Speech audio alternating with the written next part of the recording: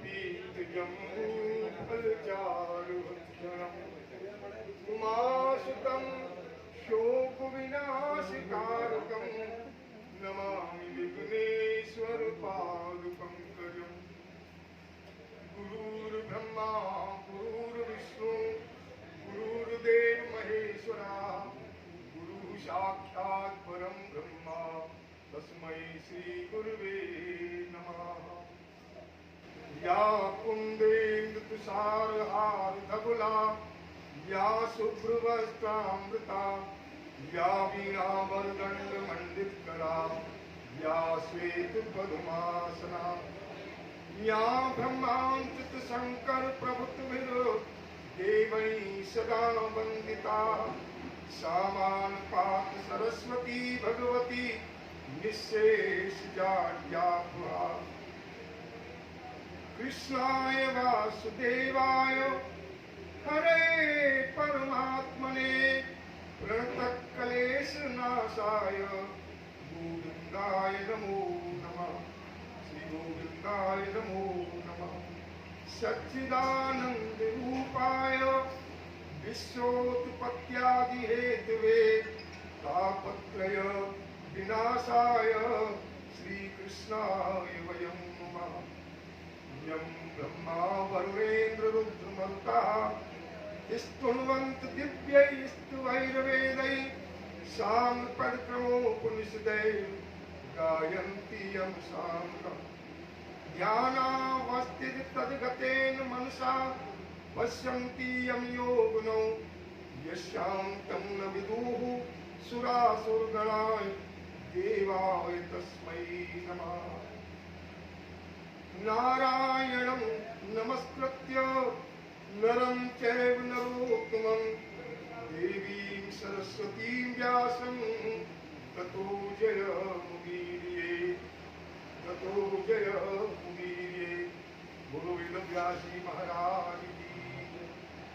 श्रीमन्नारायण नारायण नारायण श्रीमन्नारायण नारायण नारायण भजमन नारायण नारायण नारायण भजमन नारायण नारायण नारायण लक्ष्मी नारायण नारायण नारायण लक्ष्मी नारायण नारायण नारायण बद्री नारायण नारायण नारायण बद्री नारायण नारायण नारायण भजमन नारायण नारायण नारायण भजमन नारायण नारायण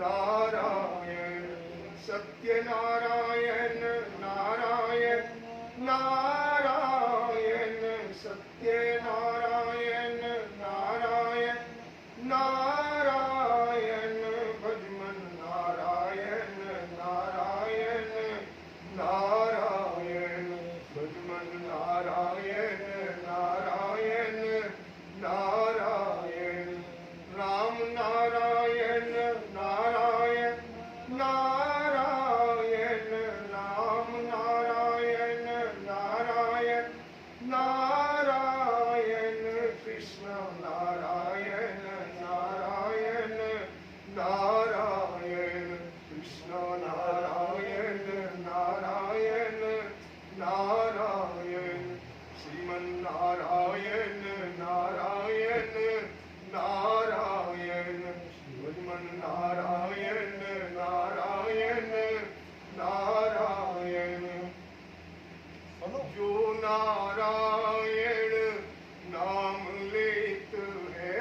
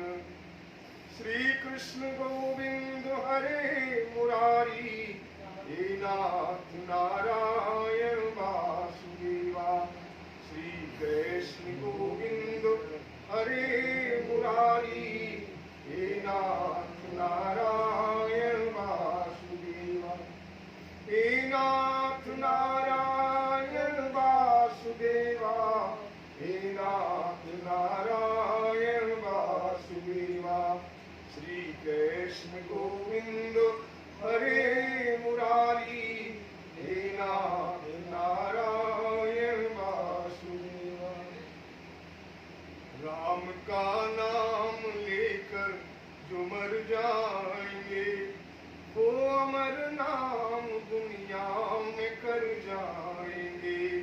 राम का नाम लेकर जो मर जाएंगे, वो अमर नाम दुनिया में कर जाएंगे। वो अमर नाम दुनिया में कर जाएंगे। ये न पूछो कि मर कर किधर जाएंगे, ये न पूछो कि मर कर किधर जाएंगे। प्रभु जिधर भेज देंगे उधर जाएंगे, वो जिधर भेज देंगे उधर जाएंगे। राम का नाम लेकर जो मर जाएंगे, वो अमर नाम दुनिया में कर जाएंगे। वो अमर नाम दुनिया में कर जाएंगे। आए हैं सो जाएंगे राजा रंक फकीर। कोई सिंहासन चढ़ चला, कोई जाए बंधा जंजीर। कोई सिंहासन चढ़ चला, कोई जाए बंधा जंजीर। टूट जाए न माला कहीं नाम की, टूट जाए न माला प्रभु नाम की। वरना अनमोल मोती बिखर जाएंगे, वरना अनमोल मोती बिखर जाएंगे। राम का नाम लेकर जो मर जाएंगे, वो अमर नाम दुनिया में कर जाएंगे। राम का नाम लेकर जो मर जाएंगे, वो अमर नाम दुनिया में कर जाएंगे। वो अमर नाम दुनिया में कर जाएंगे। श्रीमन नारायण नारायण नारायण, श्रीमन नारायण नारायण नारायण। भजमन नारायण नारायण नारायण, लक्ष्मी नारायण नारायण नारायण। सत्य नारायण नारायण नारायण। भजमन नारायण नारायण नारायण। पुनरपि जन्मं पुनरपि मरणं, पुनरपि जन्मं पुनरपि मरणं। पुनरपि जन्मी जठरे शयनं, पुनरपि जन्मी जठरे शयनं। भज गोविन्दं भज गोविन्दं, गोविन्दं भज मूलमते। भज गोविन्दं भज गोविन्दं, गोविन्दं भज मूलमते। हरि ओम नमः शिवाय। हरि ओम नमः शिवाय। हरि ओम नमः शिवाय। हरि ओम नमः शिवाय। श्री राम जय राम जय जय राम। श्री राम जय राम जय जय राम। श्री राम जय राम जय जय राम। श्री राम जय राम जय जय राम। श्री राम जय राम जय जय राम। श्री राम जय राम जय जय राम। श्री राम जय राम जय जय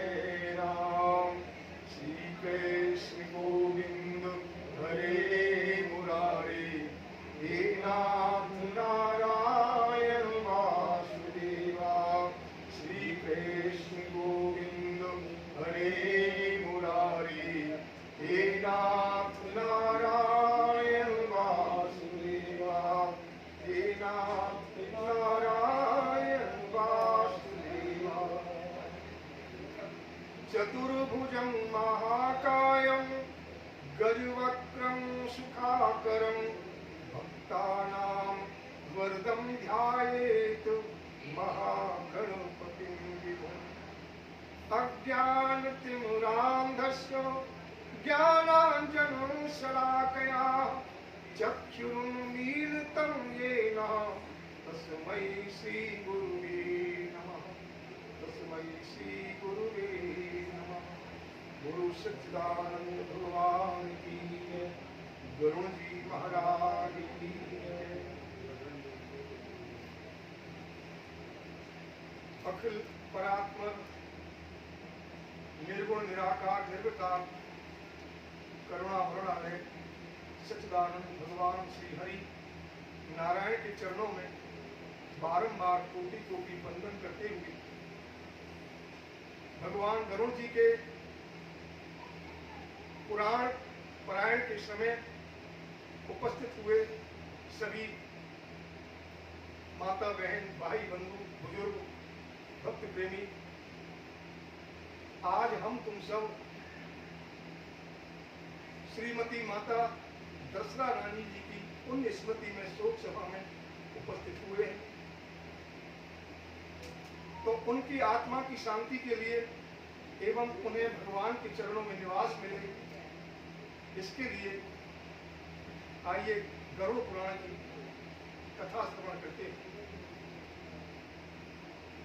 अभी सभी माता बहनों से भाई बंधुओं से विनती है, मैं समझता हूँ किसी के मरण पर कोई भी जब घर में बुजुर्ग इत्यादि का देहांत होता है तो बड़ा दुख होता है, रोना आता ही है। लेकिन फिर भी पुराण में ऐसा लिखा है कि ऐसे समय पे व्यर्थ निरर्थक रोना नहीं चाहिए। हिम्मत से धैर्य धारण करके ज्यादा से ज्यादा भगवान का भजन कीर्तन एवं कथा का श्रवण करना चाहिए। भजन कीर्तन से कथा श्रवण से ही अपनी आत्मा को भी शांति मिलती है और अपने गए हुए माता की जो प्रेत आत्मा है उनको भी बड़ी शांति मिलती है। हम निरर्थक व्यर्थ कितना भी समय कभी तक रोते रहें, लेकिन गया हुआ व्यक्ति वापस आ नहीं सकता। ऐसा कोई भी दैवीय अथवा मानवीय उपाय नहीं है, या कोई भी औषधि या तपश्चर्या जप तप व्रत या कोई भी भाई बंधु ऐसा समर्थ नहीं है जो मृत्यु से बचा सके। जातस्य ही ध्रुवो मृत्यु ध्रुवम जन्म तस्य तस्माद परिहार्य थे ना तुम सोच तुम हर्षि। अर्थात जिसने जन्म लिया है उसकी मृत्यु निश्चित है, और जिसका मरण हुआ है उसका जन्म भी सुनिश्चित है। तो ये जन्म मरण चराचर इस प्रकृति में सभी जीवों में चलता है। चराचर इस प्रकृति में सभी जीवों में चलता रहता है। तो कोई भी ऐसा उपाय नहीं है जो मृत्यु से बचा जा सके। भगवान कहते हैं गरुड़ जी से, एक बार गरुड़ जी ने भगवान विष्णु से प्रश्न किया कि हे भगवान, पहले तो ये कथा नैमिषारण्य में सूत जी महाराज ने सभी ऋषियों को सुनाई कि एकदा नैमिषारण्य सोनक आदि ऋषि। एक बार नैमिषारण्य नाम के धाम में तीर्थ में 88,000 ऋषियों की सभा एकत्रित हुई।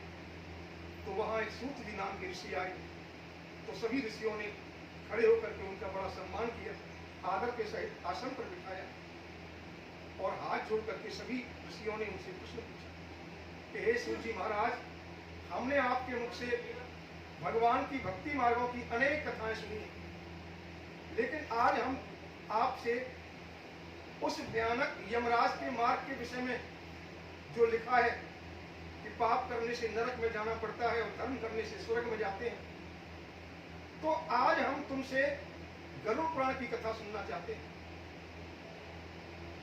तो सूत जी बोले कि हे ऋषियों, आपने तो सभी प्राणियों की भलाई के लिए बड़ा उत्तम प्रश्न किया है। जो प्रश्न आप मुझसे पूछते हो, यही प्रश्न एक बार गरुड़ जी ने भगवान विष्णु से किया था। ये गरुड़ जी भगवान विष्णु के वाहन हैं। गरुड़ जी ने प्रश्न किया भगवान नारायण से तो भगवान नारायण ने जो गरुड़ जी को सुनाया, हे ऋषियों, आज वही मैं तुम्हें सुनाता हूं।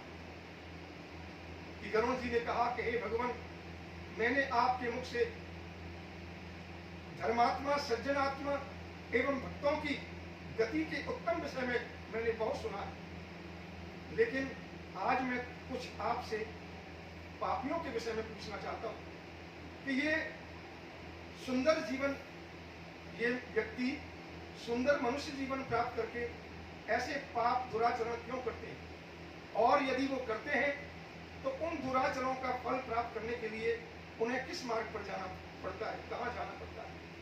तो हे भगवान, आपसे मैं यही सुनना चाहता हूँ, आपकी बड़ी कृपा हो। तो श्री भगवान बोले कि हे गरुड़, तुमने लोगों के उद्धार के लिए बड़ा उत्तम प्रश्न किया है कि इस संसार में, इस प्रकृति में चराचर 84 लाख जीव हैं। स्वेदज, अंडज, पिंडज, जरायुष, 84 लाख जीवों में मनुष्य जीवन सबसे श्रेष्ठ जीवन बताया है। और किसी योनि में भगवान के नाम का एवं इस चराचर संसार के जगत के साथ जो है तत्व जो है, किसी और योनि में इसका भान नहीं है। एक मनुष्य जीवन में ही सभी तत्वों का भान होता है, मनुष्य को ही ज्ञान होता है सभी प्रकार। ये मनुष्य जीवन जो है 4 पुरुषार्थों के लिए मिला होता है।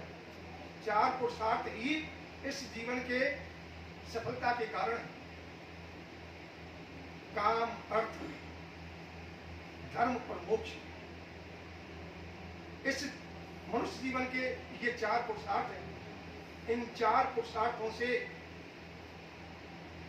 प्राप्त धर्म को प्राप्त करके मनुष्य मोक्ष प्राप्त कर लेता है। कि हर मनुष्य जन्म लेते ही उसके ऊपर 3 ऋण होते हैं, देव ऋण, पितृ ऋण और अतिथि ऋण, ऋषि ऋण। यानी कि ये सुंदर जीवन प्राप्त करके, मनुष्य जीवन शरीर प्राप्त करके अपने अपने धर्म के मुताबिक अपने देवता का, अपने इष्ट का भजन, पूजन, अर्चन, वंदन करना, ये सभी मनुष्यों का कर्तव्य है।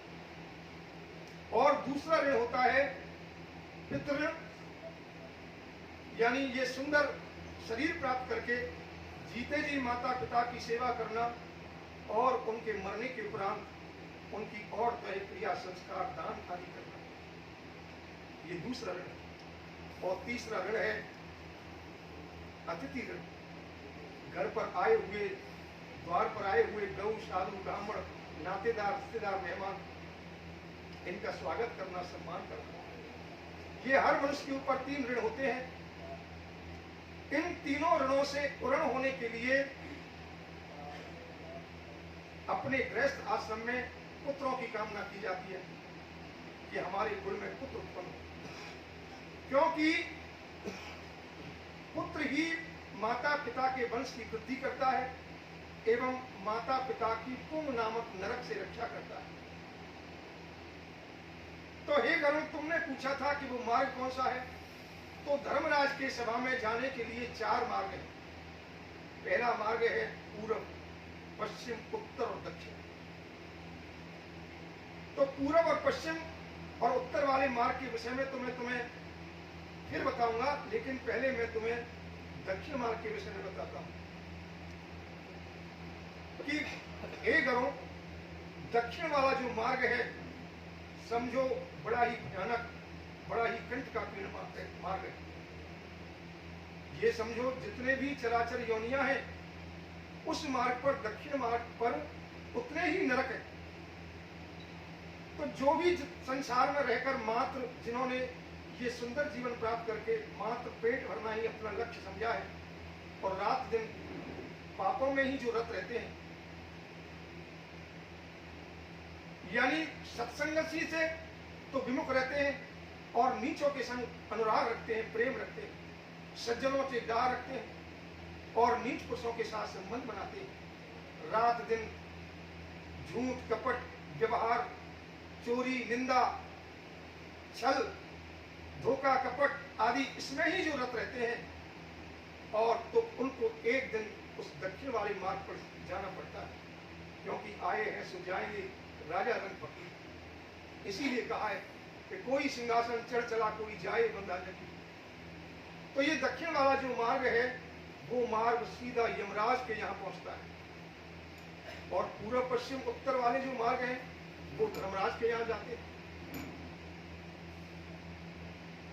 तो जो पापी लोग हैं वो दक्षिण वाले मार्ग से चलकर अपने अपने कर्मों के अनुसार अनेक प्रकार के नरकों को भोग प्राप्त करते हैं, और नरकों का भोग प्राप्त करने के पश्चात जब पाप और पुण्य उनके बराबर हो जाते हैं तो फिर से इस लोक में आकर के वो जन्म लेते हैं। तो वो चांडालों के घर जन्म लेते हैं।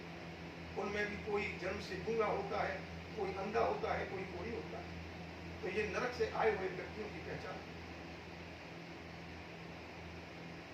तो हे गणों, जो माता पिता की सेवा करते हैं एवं सभी प्रकार के धर्म पुण्य आदि करते हैं, अपने तीनों ऋणों से जो पूर्ण होते हैं, वो पूर्व पश्चिम उत्तर वाले मार्ग से धर्मराज की सभा में जाते हैं। ये मार्ग जो है बड़े ही सुंदर मार्ग है। इन मार्गों पर बड़े बड़े सुंदर विमान, बड़े बड़े सुंदर ऐरावत हाथी, उच्च श्रवा घोड़ा, अमृत में जल आदि इन रास्तों पर, इन मार्गों पर प्राप्त होता है। तो विमान में बैठकर अमृत में सुंदर जल का पान करते हुए, बड़े सुख ऐश्वर्यों का भोग करते हुए वो धर्मराज की सभा में जाकर और स्वर्ग को प्राप्त हो जाते हैं, और स्वर्ग के भोगों को भोग कर फिर से इस लोक में वापस आते हैं, और वो धर्मात्मा सज्जन आत्मा पुरुष इस संसार में आकर फिर श्रीमानों के घर में जन्म लेते हैं, और जन्म लेकर वो भी अपने सुंदर योग और विद्या के बुद्धि के प्रभाव से वो सर्व संपन्न गुण संपन्न हो जाते हैं। तो इसीलिए हे गणों, इस संसार में ये मनुष्य जीवन की जो सफलता है वो धर्माचरण से जितना बन सके धर्म का संचरण करना चाहिए। धर्म ही इस जीवन की सफलता है। तो भगना संसार में कोई भी किसी का सच्चा साथी नहीं है। भगवान कहते हैं यदि अपना सच्चा साथी है तो अपनी आत्मा ही अपना सच्चा साथी है। भगवान कहते हैं कि जो भी धन दौलत संपत्ति होती है वो घर में ही रह जाती है, और भाई बंधु पुत्र पौत्र आदि एक लकड़ी की अर्थी बनाकर और शमशान तक ले जाते हैं, और लकड़ी की सतह बनाकर पुत्र के द्वारा अग्नि देकर प्राण मुक्त हो जाते हैं। कोई भी उसके साथ नहीं जाता, लेकिन यदि जाता है उसके साथ तो बस उसने जीवन में रह करके, मनुष्य जीवन में रहकर जो भी शुभ शुभ कर्म किया है वही उसके पीछे पीछे चलता है, यानी धर्म और अधर्म ही उसका अनुसरण करता है। शरीर आग से जल जाता है, भाई बंधु प्राण मुक्त हो जाते हैं, बस उसके साथ में जो उसने किया है धर्म अधर्म ही उसके पीछे पीछे चलता है। तो इस जीवन की जो सफलता है धर्माचरण से। हमारी माता जी कंगरी साहब की माता दर्शना रानी एवं उनके पिताजी और सभी भाई बंधु बड़े उच्च विचार के धार्मिक प्रवृत्ति के सभी हैं। माता जी भी बड़ी धार्मिक मान थी, मैंने देखा था उनको। हमारे अगली साल घर पे आए, शायद पिछले साल से थोड़ा शरीर से बीमार भी थी। और देखो इन बच्चों का समझो, इन भाइयों का समझो या माता जी का समझो, उन्होंने संकल्प किया था कि मैं शिव पुराण की कथा श्रवण करूंगी। तो देखो इतने समय से बीमार चल रही थी, कुछ भी नहीं हुआ, और अब की बार सावन के महीने में शिव पुराण की कथा हुई। और देखो शिव पुराण की कथा सुनने के पश्चात ही सावन के महीने में ही माता जी का स्वर्गवास हो गया। तो कहने का तात्पर्य यह है कि धर्मात्मा जो सज्जन आत्मा जो होती है वो धर्म के प्रभाव से उन तीन मार्गों से भगवान की सभा में यानी धर्मराज की सभा में जाते हैं। जाने अनजाने में मनुष्य शुभ और अशुभ कर्म करता है। अच्छे कर्म जानकर भी हो जाते हैं और अनजाने में भी होते हैं, बुरे कर्म जानकर भी होते हैं और अनजाने में भी हो जाते हैं। तो उन जाने अनजाने में किए हुए पापों के प्रायश्चित स्वरूप हम ये धर्म कर्म करते हैं। तो जाने अनजाने में किए हुए पापों के प्रायश्चित के लिए धर्म कर्म करने से वो तीनों मार्ग जो हैं मनुष्य के खुल जाते हैं। इस जीवन में जितना बन सके धर्म का संचरण करना चाहिए, वरना बिना धर्म के उस मार्ग पर, यमराज वाले मार्ग पर जाकर बड़ा कष्ट उठाना पड़ता है। कि छोड़कर संसार जब तू जाएगा, कोई न साथी तेरा साथ निभाएगा। छोड़कर संसार जब तू जाएगा, कोई न साथी तेरा साथ निभाएगा।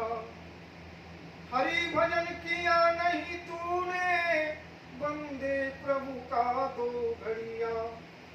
हरि भजन किया नहीं तूने, बंदे प्रभु का दो घड़िया। यमदूत लगाकर तुझको ले जाएंगे हथकड़िया।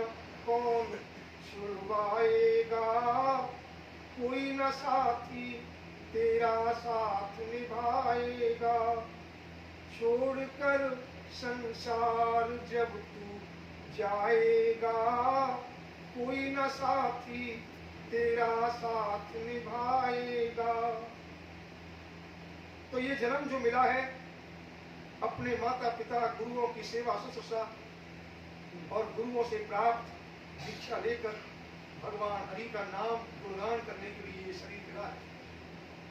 यदि इस संसार में रहकर कोई भी अपराध या त्रुटि गलती हो जाती है तो यहाँ रहकर तो चेक और जैक से माफ कर दिए जाते हैं, छूट जाते हैं। लेकिन वो धर्मराज का, यमराज का मार्ग एक ऐसा मार्ग है, वहां कोई लेन देन नहीं चलता। मूर्खे पी पंडिते वापी सबले या श्रीयान बनी। मूर्ख हो या पंडित, निर्धन हो या धनी, बलवान हो या निर्बल, यमराज तो सभी से एक जैसा समान व्यवहार करने वाले कहे गए। तो भगवान कहते हैं कि पहले तो इस शरीर की रक्षा करनी चाहिए, क्योंकि जान है तो जान है। शरीर की रक्षा धर्म प्राप्ति के लिए, यानी ये शरीर स्वस्थ होगा तभी धर्म किया जा सकेगा, और बिना धन के कोई धर्म प्राप्त नहीं होता। कोई भी धर्म करने के लिए धन की आवश्यकता होती है। तो शरीर की रक्षा धन प्राप्ति के लिए, शरीर स्वस्थ होगा तभी परिश्रम किया जा सकेगा और परिश्रम से धन की प्राप्ति होगी। तो शरीर की रक्षा धन प्राप्ति के लिए और धन की रक्षा धर्म प्राप्ति के लिए, जैसे शरीर की रक्षा की है ऐसे धन की भी रक्षा करनी है कि वो धन कहीं गलत खर्च ना हो जाए, व्यय ना हो जाए। पहले उस कमाए हुए धन से अपने गृहस्थी का पालन करना चाहिए। बच्चों को अच्छे संस्कार दो, अच्छा खाएं, अच्छा पहने, अच्छे संस्कार प्राप्त करें, उसमें धन व्यय करना चाहिए। फिर बचे हुए धन में से अनेक प्रकार के दान है, धर्म है, यज्ञ अनुष्ठान, दान पुण्य, तीर्थ, प्रजाकर इत्यादि करने चाहिए। तो शरीर की रक्षा धन प्राप्ति के लिए और धन की रक्षा धर्म प्राप्ति के लिए, और उस धर्म से अवलंब मोक्ष प्राप्त होता है। तो ये जीवन मोक्ष प्राप्ति के लिए मिला है। मोक्ष का मतलब न जन्म है न मृत्यु है, क्योंकि जन्म और मृत्यु में ही पुनरपि जन्मम पुनरपि मरणम पुनरपि जननी जठरे शयनम। जन्म और मरण में ही तो दुख होता है। जन्म लेने में भी बड़ा कष्ट होता है, दुख होता है। जन्म देने वाली को भी और जन्म लेने वाले को भी बड़ा कष्ट होता है, बड़ा दुख होता है। और मरने में भी बड़ा कष्ट होता है, दुख होता है। भगवान गरुड़ में कहते हैं, गरुड़ पुराण में गरुड़ जी से, कि जब प्राणी अपने प्राणों का उत्सर्जन प्रसर्जन करता है, त्याग करता है, तो समझो उसे इतनी पीड़ा होती है जैसे 100 बिच्छू एक साथ डंक मार देते हैं। अब बताइए, जब एक बिच्छू के डंक मारने से हम तड़प जाते हैं, तो यदि 100 बिच्छू डंक मारे तो कितनी पीड़ा, कितनी वेदना होती है, कितना दुख होता है मरने वाले। और फिर सगे संबंधी, पुत्र पौत्र, भाई बंधुओं को भी दुख होता है कि हमारी माता चली गई, मर गई। तो जन्म मरण ही ये दुख का कारण है। पुनरपि जन्मम पुनरपि मरणम और पुनरपि जननी जठरेशयनम। और बताया कि जितने वो उस रास्ते पर नरक हैं, उन सबसे घोर नरक और कष्ट गर्भ का बताया है। आपने कथा सुनी थी कि गर्भ में जीव 7वें महीने में के 7 महीने का जब जीव हो जाता है, तो उसे अपने सैकड़ों जन्मों की याद आ जाती है। उस नरक के दुख के कारण सैकड़ों जन्मों की याद आती है, और उन जन्मों की याद करके वो उस भगवान से प्रार्थना करता है जिस भगवान ने उसे माता के उदर में, गर्भ में डाला। कि जगदाधारम लक्ष्मी पतम श्रेयस्करम अक्षरम, कि हे जगत के आधार, हे लक्ष्मी के पति, हे शुभ अशुभ का नाश करने वाले, हे नारायण, आपकी मैं शरण में। मैं जन्म और मरण के चक्कर में अपने अधर्म रूपी भोग ऐश्वर्यों के कारण इस जन्म मरण के चक्कर में फंसकर आज गर्भ का महान दुख उठा रहा हूं। हे भगवान, मैं जानता हूं यदि गर्भ से बाहर हो जाऊंगा तो फिर से मुझे वो माया रूपी जो दुर्गति है मुझे घेर लेगी, लेकिन मैं क्या करूं प्रभु, मुझसे इस गर्भ में ये दुख सहन नहीं होता। एक बार मुझे इस गर्भ से बाहर निकालो, तो मैं ऐसा उपाय करूंगा कि जिससे मुझे फिर से इस संसार के चक्कर में, जन्म मरण के चक्कर में ना आना पड़े। हे भगवान, वैसे तो मैं यहाँ दुख की स्थिति में हूं और उस माया से दूर हूं, इससे तो अच्छा ये दुख ही ठीक है उस माया के चक्कर में पड़कर, लेकिन क्या करूं प्रभु, मुझसे ये दुख सहन नहीं होता, एक बार मुझे बाहर निकालो। ऐसी इतनी प्रार्थना करता है। लेकिन जैसे ही वो बाहर आता है, भगवान उसकी एक प्रार्थना को सुनते हैं और 9वां 10वां महीना शुरू होते ही एक प्रसूति वायु के द्वारा, सिर के द्वारा उसे नीचे धकेल देती है।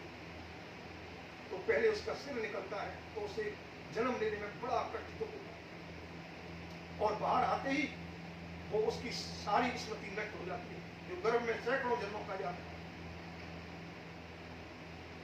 तो कहने का भाव यह है कि ये संसार ही दुख का कारण है। इस संसार में मनुष्य जितने भी सुख के कीले समझकर वो, यानी जितने भी जगत में संबंध बनाता है, समझो वो उतने ही दुख के, शोक के कीले अपने हृदय में गाड़ता है।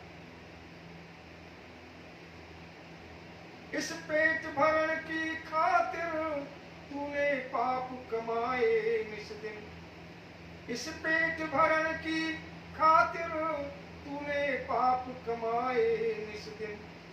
शमशान में चिता बनाकर तेरे आग लगेगी, एक दिन राख हो जाएगा, कोई न साथी तेरा साथ निभाएगा। छोड़कर संसार जब तू जाएगा, कोई न साथी तेरा साथ निभाएगा। तो ये जीवन प्राप्त करके मात्र पेट भरना ही लक्ष्य नहीं है। यदि पेट भरना लक्ष्य समझा है तो पेट तो गधे घोड़े पशु पक्षी भी भरते हैं, अपना एवं अपने बच्चों का पालन करते हैं। तो फिर मनुष्यों में और जानवरों में क्या अंतर? ये जीवन तो धर्म संचरण के लिए मिला है, जितना बन सके इससे धर्म का संचरण करना चाहिए। तो भगवान कहते हैं कि पहला धर्म तो माता पिता की सेवा है। माता पिता की सेवा, जीते जी माता पिता की सेवा, और मरने के उपरांत भी उनकी और दैहिक क्रिया, संस्कार, दान आदि करना, ये पुत्रों की कर्तव्य है। इसीलिए कुल में पुत्रों की कामना करते हैं और पुत्रियों की भी इच्छा होती है सभी की कि हमारे कुल में पुत्रियां भी। तो एक पुत्र, धर्मात्मा पुत्र सारे कुल को तार देता है, लेकिन एक सज्जनात्मा पुत्रियां, धर्मात्मा पुत्रियां तो तीन तीन कुलों का उद्धार करती हैं। मातृ कुल, पिता का कुल और पति का कुल। हमारी माता दर्शना रानी बड़ी धार्मिकवान थी, तो देखो उच्च कुल की थी, पिता के भी कुल का उद्धार कर दिया, माता के कुल का भी उद्धार किया और पति के कुल का भी उद्धार किया। आज वो अपने शुभ धर्मों के प्रभाव स्वरूप, अच्छे व्यवहार के कारण, धर्म के कारण सुहागवती चली अपने पति के सामने, पुत्रों के सामने, और पूर्ण अवस्था भोग करके, लंबी आयु प्राप्त करके, दीर्घ आयु प्राप्त करके और पुत्र पौत्रों का स्पर्श करके मनुष्य जाने अनजाने में कोई पाप हो जाते हैं तो वो सब नष्ट हो जाते हैं। भगवान गरुड़ में कहते हैं कि हे गरुड़, पुत्र का मुख देख करके, पुत्र और पुत्री का मुख देख करके मनुष्य देव ऋण से पूर्ण हो जाता है, देवताओं का उस पर ऋण नहीं रहता। यदि वो पुत्र और पुत्रियां अच्छे धर्मात्मा, सज्जन आत्मा पुत्र और पुत्रियां प्राप्त करके यदि उससे एक बार देवता का भजन, पूजन, अर्चन, बंधन ना हो तो देवता उससे प्रसन्न नहीं होते, यानी देव ऋण से पूर्ण हो जाता है। और पौत्र का स्पर्श करके तो ऐसा पुराण में लिखा है वो तीनों ऋणों से पूर्ण हो जाते हैं। तो शायद माता जी पौत्र और शायद परपौत्र भी देखे, और परपौत्र देख करके तो सीधे ऐसा कहते हैं कि नशा नहीं चढ़ जाते हैं, पौड़ी बोलते हैं, पौड़ी सीधी स्वर्ग की पौड़ी चढ़ जाती है। तो मनुष्य, जीव, पुत्र, पौत्र, प्रपौत्र आदि के स्पर्श से, दर्शन से, इन यानी तीनों ऋणों से पूर्ण होकर के और उस पूर्ण पश्चिम उत्तर वाले मार्ग से धर्मराज की सभा में चले जाते हैं और पाप तो नष्ट हो जाते हैं उनके, और जो उनके जितने भी धर्म हैं और जो पुत्र पौत्र आदि धर्म करते हैं उसके प्रभाव से वो अनेक वर्षों तक, यानी कल्प तक, एक कल्प तक स्वर्ग का भोग प्राप्त करते हैं। और जब स्वर्ग का भोग प्राप्त हो जाता है, पूर्ण हो जाता है, तो फिर से संसार में आते हैं और फिर से चाहे तो अपने ही कुल में, चाहे तो अच्छे अच्छे श्रीमानों के कुल में फिर से आकर के जन्म लेते हैं। तो कहते हैं कि ना कर्तव्यम भुक्तम कर्मम भोगते क्षीयते, यानी कि किए हुए कर्म का फल तब तक नष्ट नहीं होता, जो हमने शुभ अशुभ जो कर्म किया है उसका फल भोग तब तक नष्ट नहीं होता जब तक उसे भोग नहीं लिया जाता। किए हुए कर्म का, अच्छा हो या बुरा, शुभ हो या अशुभ, उस कर्म का फल ये लोक में भी भोगना है, इस लोक में भी, और मरने के पश्चात परलोक में भी भोगना है, पूर्व पश्चिम उत्तर दक्षिण वाली मार्ग से। और फिर यदि वहां भी शेष रह जाएगा तो फिर से आकर के भोगना पड़ता है, लेकिन जब तक कर्म का फल भोग नहीं लिया जाता तब तक नष्ट नहीं होता। तो इस संसार में दो पद हैं, दो भावनाएं हैं, मम और न मम, यानी ये मेरा है और वो मेरा है, ये मैंने कर लिया है, अभी इतना करना बाकी है। तो ये मम जो वाली भावना है, इसी से बंधन है। भगवान कहते हैं कि लोहे और रस्सी आदि साकलों से बंधा हुआ मनुष्य मुक्त हो सकता है, लेकिन ये मेरा है, ये मेरा पुत्र है, ये मेरी पत्नी है, ये मेरी संपत्ति है, इस मोह ममता से बंधा हुआ मनुष्य कभी भी मुक्त नहीं होता। और नमम, तेरा तुझको अर्पण क्या लागे मेरा, यही भावना मोक्ष का कारण है। तो विद्या वही है जो मोक्ष प्राप्त करा दे, बाकी तो सब विडंबना मात्र है।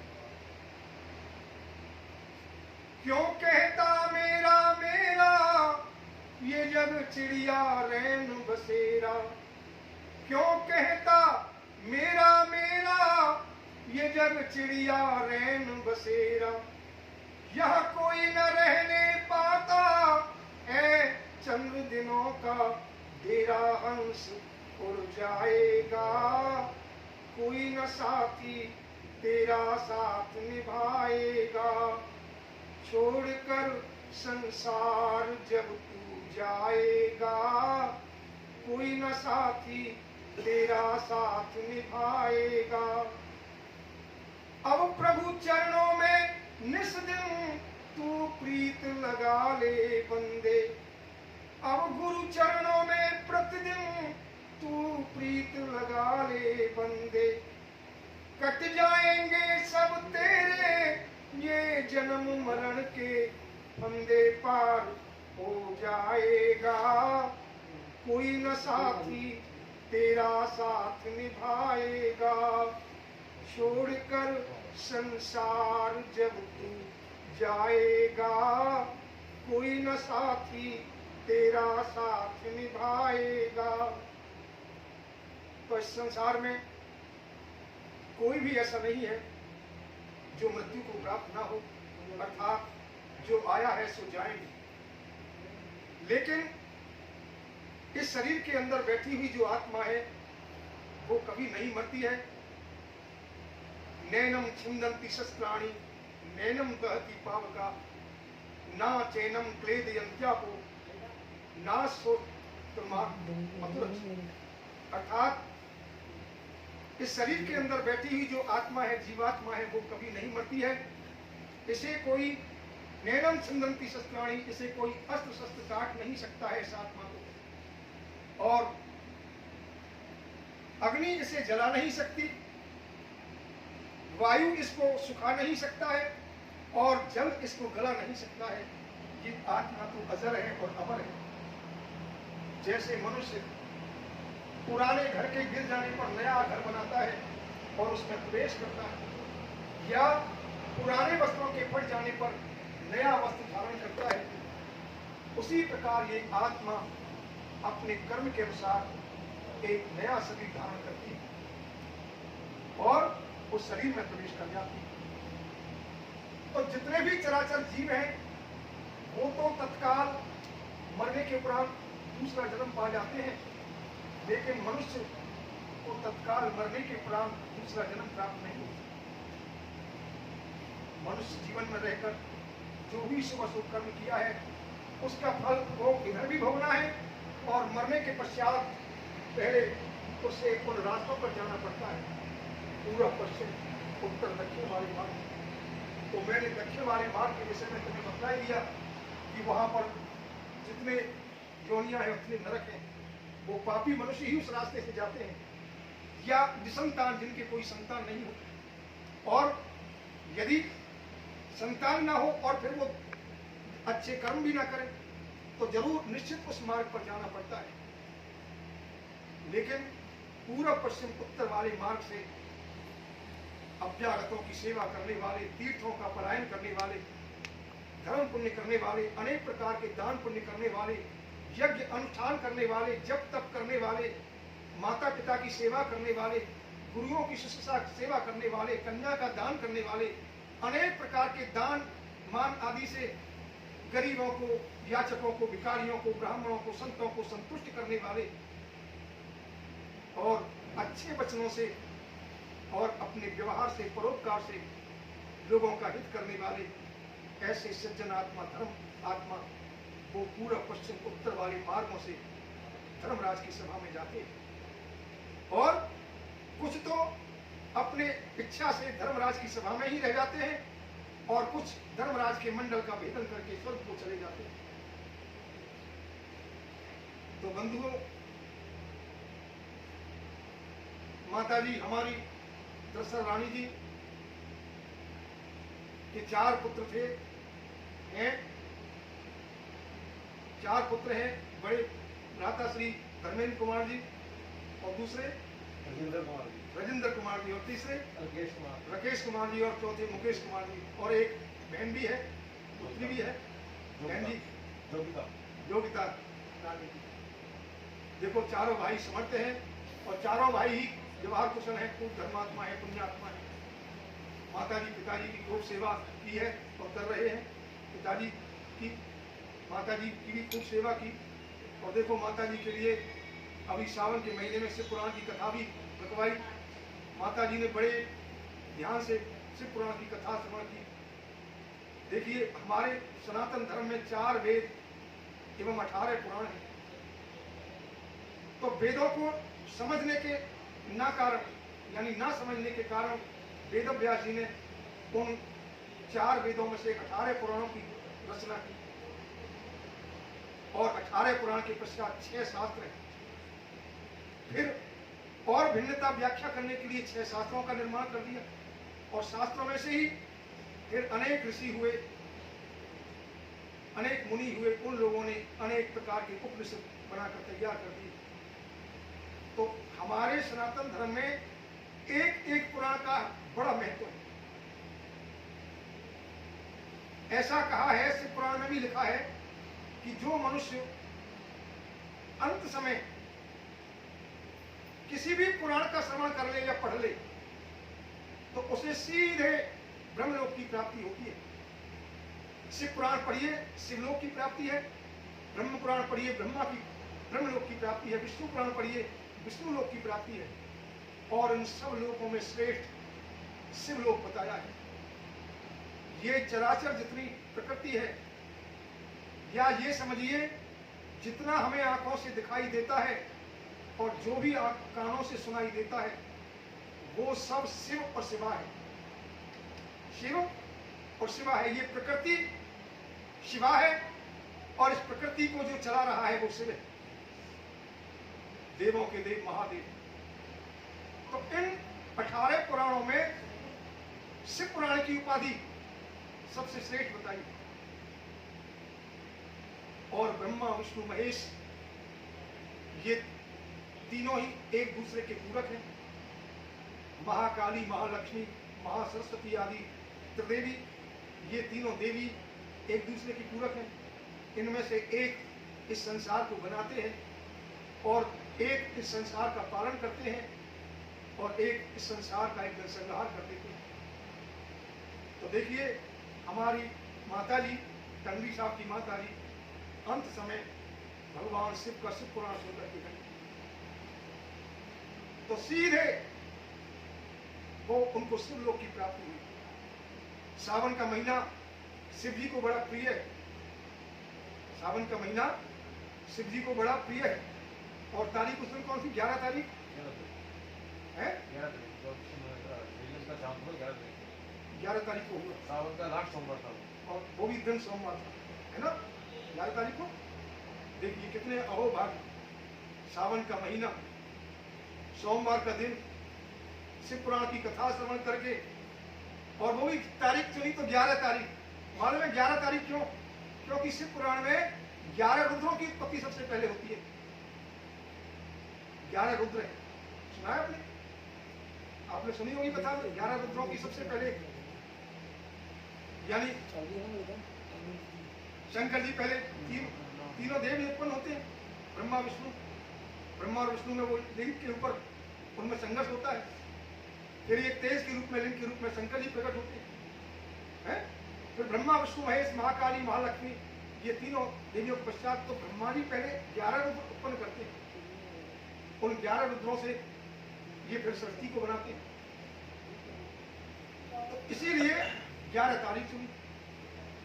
तो देखो माता जी तो सीधे शिवलोक में पहुंच गई। तो इसी धर्म के प्रभाव से ही ये धर्म के मार्गों की प्राप्ति होती है। अच्छे कर्मों से, अच्छे स्वभाव से, अच्छे व्यवहार से। तो माता जी बड़े व्यवहार कुशल थी, बच्चे भी बड़े व्यवहार कुशल हैं। तो बंधुओं आइए हम तुम सब माता जी की शोक सभा में पुण्य स्मृति में उपस्थित हुए हैं। तो हमारी माता दर्शना रानी की इनकी आत्मा को शांति मिले, भगवान के चरणों में निवास मिले तथा इस परिवार को, इन बच्चों को माता के जाने का दुख सहने की शक्ति मिले। इसके लिए हम तुम सब 2 मिनट का मौन धारण करके भगवान हरि से, अपने इष्ट से, नारायण से ऐसी प्रार्थना करेंगे अपने हृदय रूपी श्रद्धा सुमन श्रद्धांजलि देंगे और प्रार्थना करेंगे कि हे श्री हरि, हे नारायण, माता दशरथा रानी को अपने चरणों में निवास देना, उनकी आत्मा को सदगति प्राप्त हो और इस परिवार को ये दुख सहने की शक्ति प्राप्त हो, ऐसी कामना करते हुए 2 मिनट का मौन धारण करके आइए माता दशरथा रानी को श्रद्धा सुमन अर्पित करते हैं, श्रद्धांजलि देते हैं। बोलो श्री हरि करुण भगवान की जय।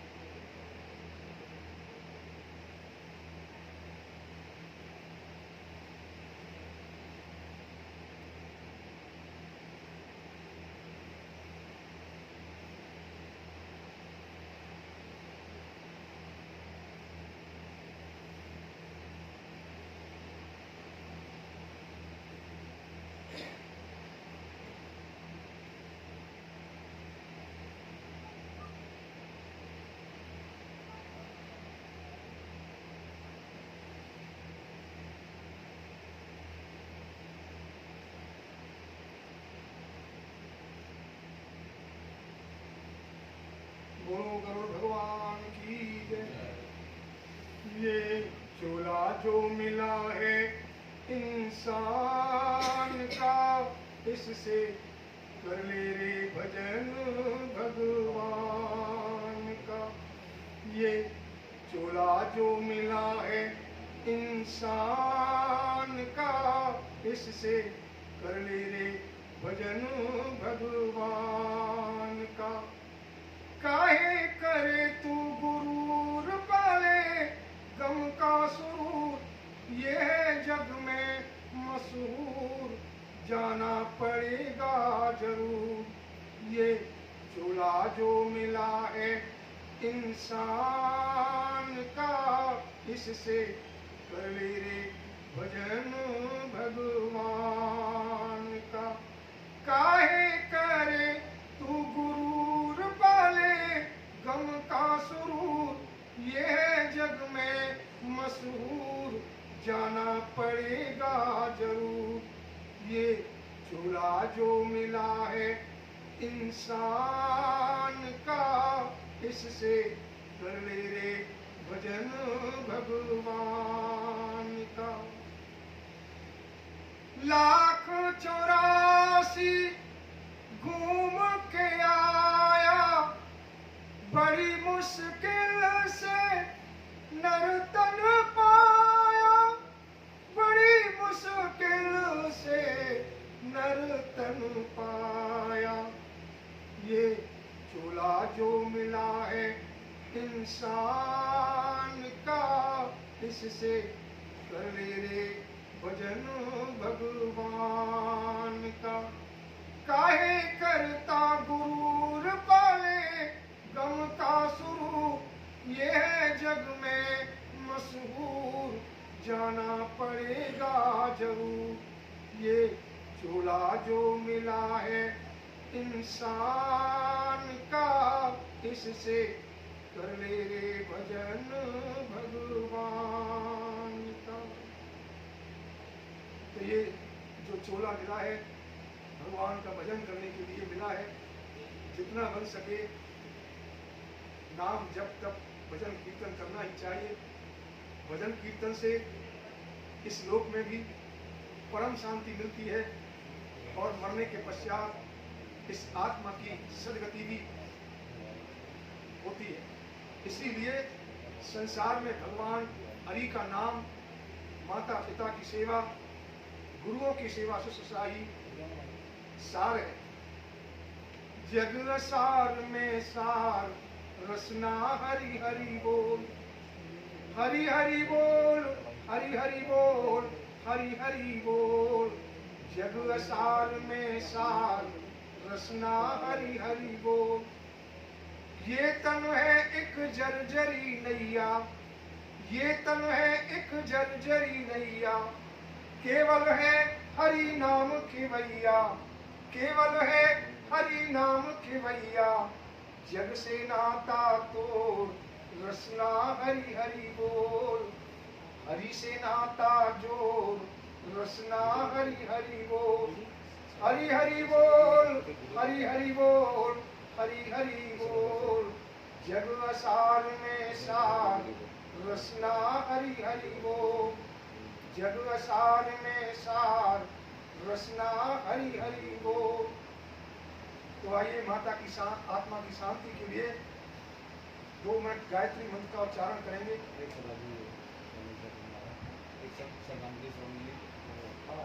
2 मिनट का गायत्री मंत्र उच्चारण करके थोड़ा सा कीर्तन करने के पश्चात ये भाई साहब अपनी 2 बातें बोलेंगे और फिर आरती भी करेंगे, भोग भी लगाएंगे।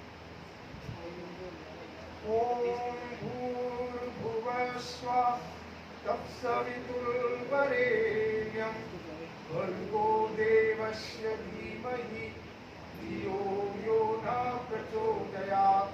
ओम भूर्भुवः स्वः तत्सवितुर्वरेण्यं भर्गो देवस्य धीमहि धियो यो न प्रचोदयात्। ओम भूर्भुवः स्वः तत्सवितुर्वरेण्यं भर्गो देवस्य धीमहि धियो यो न प्रचोदयात्। ओम भूर्भुवः स्वः तत्सवितुर्वरेण्यं भर्गो देवस्य धीमहि धियो यो न प्रचोदयात्। ओम भूर्भुवः स्वः तत्सवितुर्वरेण्यं भर्गो देवस्य धीमहि धियो यो न प्रचोदयात्। श्रीमन्नारायण नारायण नारायण, श्रीमन्नारायण नारायण नारायण। लक्ष्मी नारायण नारायण नारायण, लक्ष्मी नारायण नारायण नारायण। भजमन नारायण नारायण नारायण, भजमन नारायण नारायण नारायण। विष्णु नारायण नारायण नारायण, विष्णु नारायण नारायण नारायण। लक्ष्मी नारायण नारायण नारायण, लक्ष्मी नारायण नारायण नारायण। श्री कृष्ण गोविंद हरे मुरारी, हे नाथ नारायण वासुदेवा। श्री कृष्ण गोविंद हरे मुरारी, हे नाथ नारायण वासुदेवा। बोलो गुरु भगवान की जय। स्वामी जी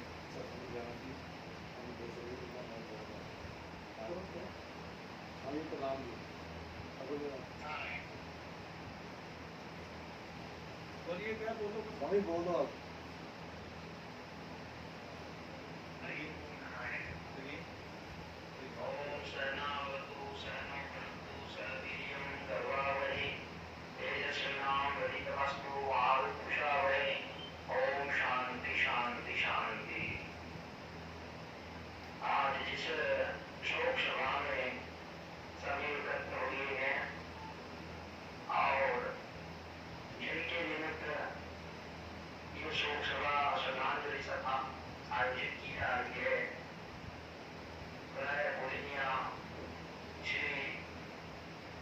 शीला गांधी जी माता जी उनके इस श्रद्धांजलि सभा में हम सब लोग उनको श्रद्धांजलि अर्पित करते हैं। और जैसा कि आप सब लोगों को विदित है कि यह मानव का जो शरीर है नश्वर है, इस नश्वर शरीर का एक न एक दिन जाना ही होता है। श्रीमद् भगवद गीता में भगवान ने ऐसा कहा है कि जातस्य ही ध्रुवो मृत्यु, इस जीवन के लिए जो मृत्यु है वह अटल है, वह होना ही होना है। इसलिए इस अंतिम सत्य को स्वीकार करना पड़ता है। और यथार्थ में यह बात हमें निश्चित करनी चाहिए कि जीवन और मरण के मध्य में हम लोगों को क्या कार्य आवश्यक करने चाहिए। और वह यह है कि भगवत प्राप्ति का जो है वह हमें निश्चित दृढ़ कर लेना चाहिए। तो समय रहते रहते लोक और परलोक दोनों को ही हमें संभालना चाहिए। लोग जो है वह अपने पारिवारिक कर्तव्यों का निर्वाह करते हुए उत्तम आजीविका के द्वारा अपने समस्त कार्यों को करना चाहिए। इससे लोक सवरता है और परलोक जो है वह भगवत नाम और पारमार्थिक कार्यों के द्वारा सुधरता है। तो ऐसे ही पूज्य माता जी ने अपने लोक परलोक दोनों को संवारा है। पूरे सब हमारे सामने परिवार उनकी छत्र छाया में पालित घोषित हुआ है।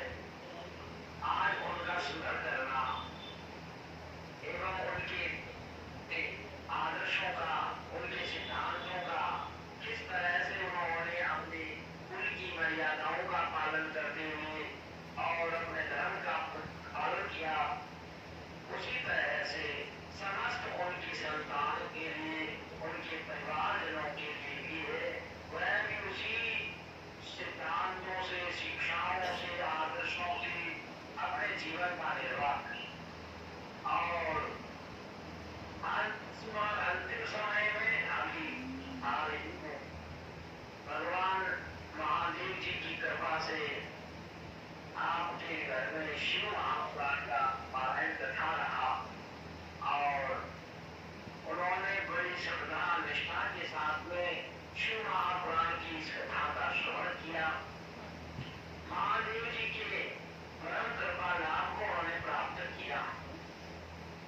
इसलिए अंतिम समय में जिन्होंने शिव महापुराण को पूर्ण रूप में श्रद्धा निष्ठा के साथ श्रवण कर लिया, इसलिए महादेव जी की ऐसी कृपा हुई कि उनको जो है अंतिम समय में अपने चरण शरण को प्रदान हुई और वह शिव लोक को प्राप्त किए। जीवन में जाना तो होता ही है व्यक्ति को, परंतु जाने से पूर्व यदि प्रभु की कृपा इस तरह से हो जाए तो वह जाना वह कितना पुण्यशाली जीव होता है। तो ऐसे पूज्य माता जी जिनका ऐसा सरल स्वभाव और दयामयी उनका स्वरूप था, जो सदा अपने पारिवारिक जनों के लिए उनका आशीर्वाद सदा बना रहा। और इस तामिल परिवार को इस शोक संतप्त समय में मैं उन सब के लिए सांत्वना प्रस्तुत करता हूँ और उन सब के लिए मंगलमय आशीर्वाद के साथ में पूज्य माता जी के उस आग्रह कर्मों के पश्चात परमात्मा के चरणों में उनकी आत्मा को शांति प्राप्त होने और वह पूर्ण गति प्राप्त करे, ऐसी मैं शुभेच्छा करता हुआ और संपूर्ण परिवार के लिए पुनः पुनः इस ऐसे समय में उनके लिए मंगल में आशीर्वाद करते हुए और सबको उनके लिए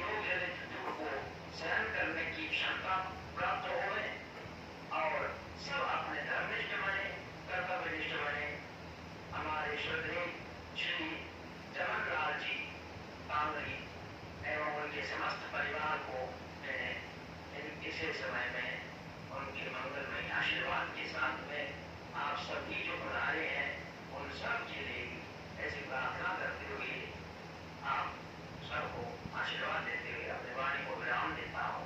ओम शांति शांति शांति। ओ संत भगवान की जय। चाहे लाख करो तुम पूजा, चाहे लाख करो चतुराई, लेकिन हरगिज मिट ना सकेगा कर्मों का लेख तो भाई। विधाता का लिखा भला कौन मिटाए, है कौन जोर वाला जो जोर आजमाए। विधाता का लिखा भला कौन मिटाए, है कौन जोर वाला जो जोर आजमाए। विधाता का लिखा कर्म से ही सब नेक है बनते, कर्म से ही फल पाते हैं। कर्मण्डे बाधिकारस्ते मां फलेषु कदाचन। कर्म ही इस संसार में मुख्य है। कर्म से ही सब नेक है बनते, कर्म से ही फल पाते हैं। नेक कर्म से नेक जो बनते, किस्मत को चमकाते हैं। कर्म से ही सब नेक है बनते, कर्म से ही फल पाते हैं। शुभ कर्मों से नेक जो बनते, किस्मत को चमकाते हैं। कर्म से बुराई, कर्म से भलाई, खोटे कर्म से सब होती है तबाही।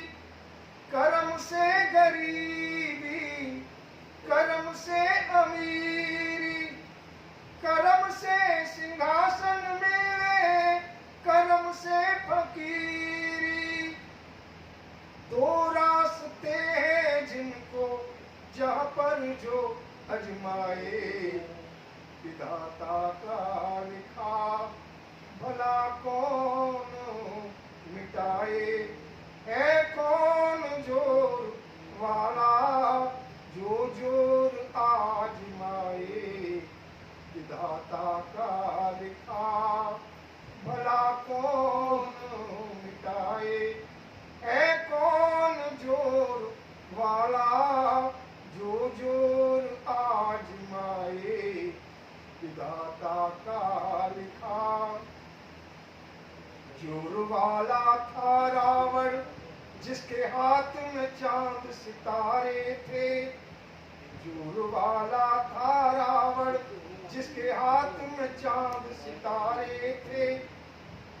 सूरज देवी और देवता उसके बस में सारे थे। सूरज देवी और देवता उसके बस में सारे थे। मगर उसके माथे पे कलंक का था टीका। नारी हरण का नहीं सोचा था नतीजा। कितना घमंड था रावण को, सब कुछ खो बैठा ये।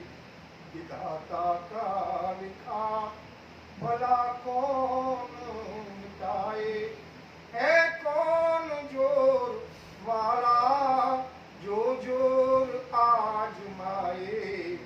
विधाता का लिखा चाहे लाख करो तुम पूजा, चाहे लाख करो चतुराई, लेकिन हरगिज मिट ना सकेगा कर्मों का लेख तो भाई। बोलो गरुड़ भगवान की जय। ओम जय जगदीश हरे, स्वामी जय दीनानाथ हरे।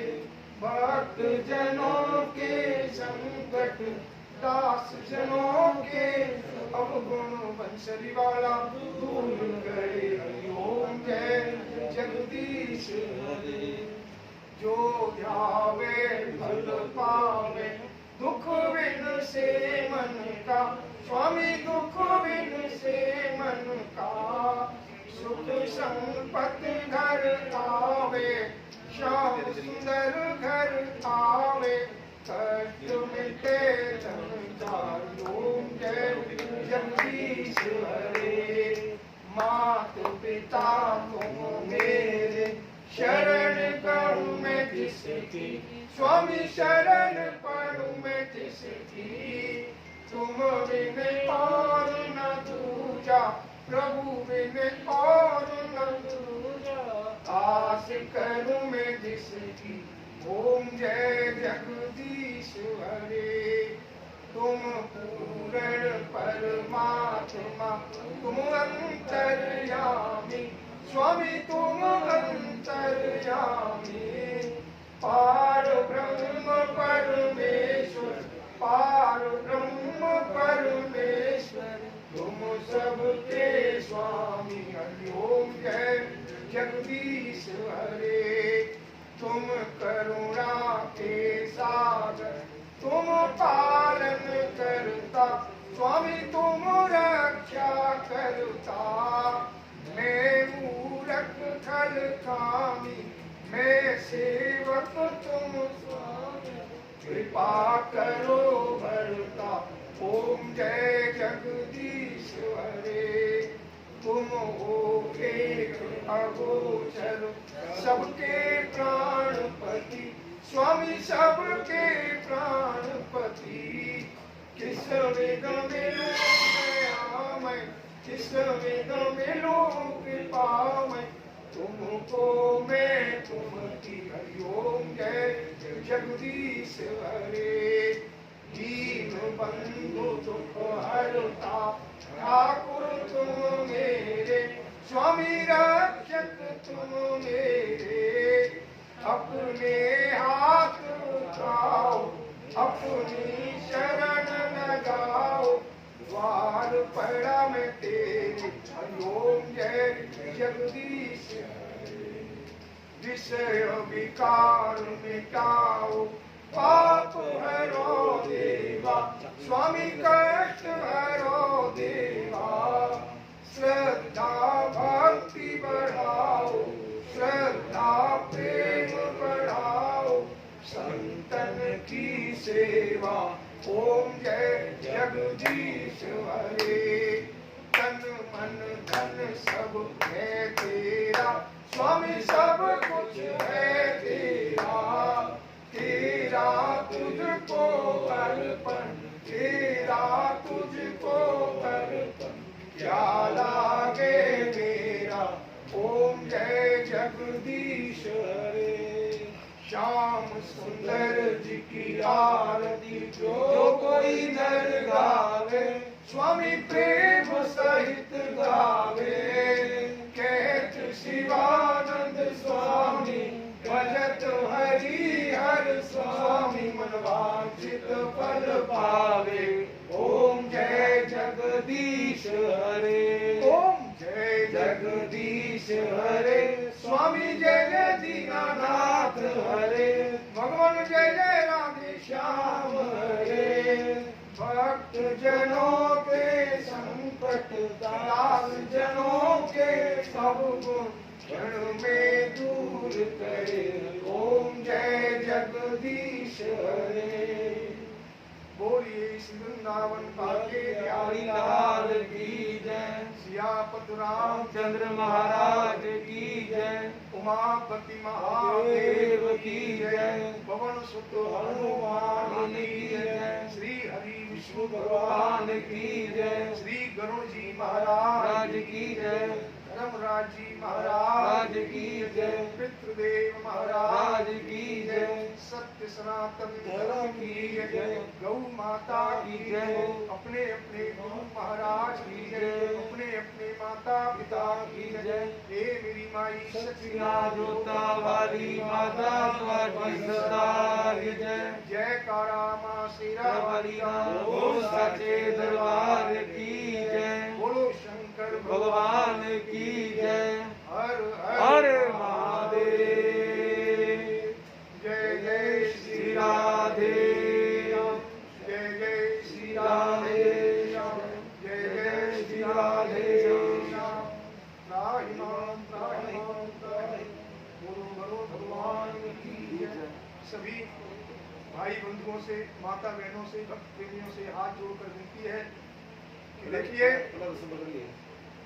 अभी रस्म पगड़ी की जा रही है और फिर भोग प्रसाद भंडारा।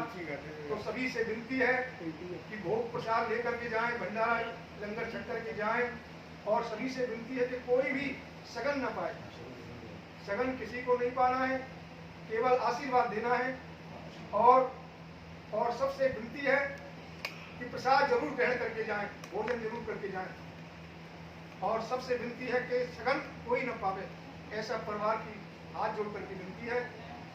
तो अभी रस्म पगड़ी होने जा रही है।